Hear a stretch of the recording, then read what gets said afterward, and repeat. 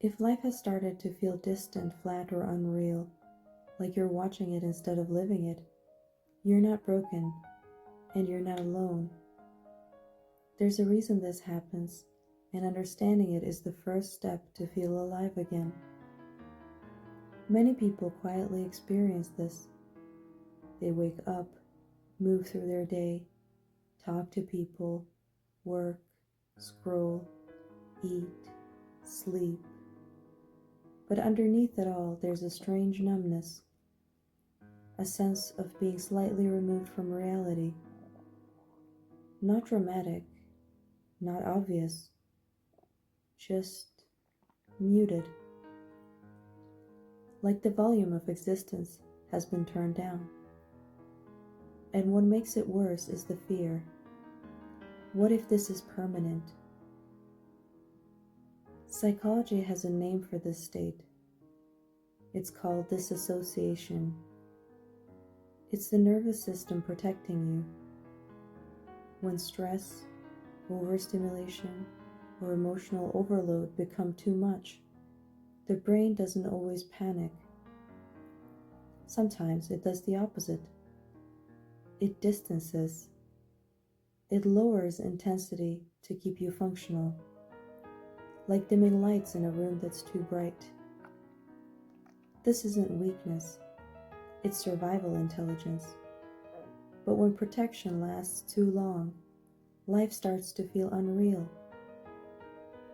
Modern life quietly pushes the nervous system towards this state. Constant information, constant comparison, constant pressure to perform. You're absorbing more stimuli in a week than humans once absorbed in years. The brain never evolved for this speed, so it copes by stepping back. It filters experience. It blunts sensation. And the cost of protection is vividness. You feel safe enough to function, but not present enough to feel fully alive. There's also an existential layer. Humans are meaning-seeking creatures. We don't just want survival, we want significance. And when daily life becomes mechanical, work, bills, routines, screens, the mind starts asking a dangerous question. Is this all there is? Not loudly, but quietly, like background static. That question can hollow experience, not because life is empty, but because attention has disconnected from meaning. And meaning is what makes reality feel solid. Notice when life feels most real. It's usually when attention is fully engaged. Deep conversation, nature, music that stops you, moments of vulnerability, moments of awe. Reality sharpens when awareness deepens. Numbness appears when awareness retreats. The problem is not that life disappeared, it's that attention learned to hide. Philosophically, this isn't new. Existential thinkers described the same condition long before smartphones. They called it alienation, the feeling of being a stranger inside your own life. Not because existence lacks meaning, but because modern structures separate us from direct experience. We live in abstractions, schedules instead of seasons, screens instead of faces, metrics instead of moments. The more symbolic life becomes, the less embodied it feels. And reality lives in the body. The solution is not dramatic. It's not to quit everything.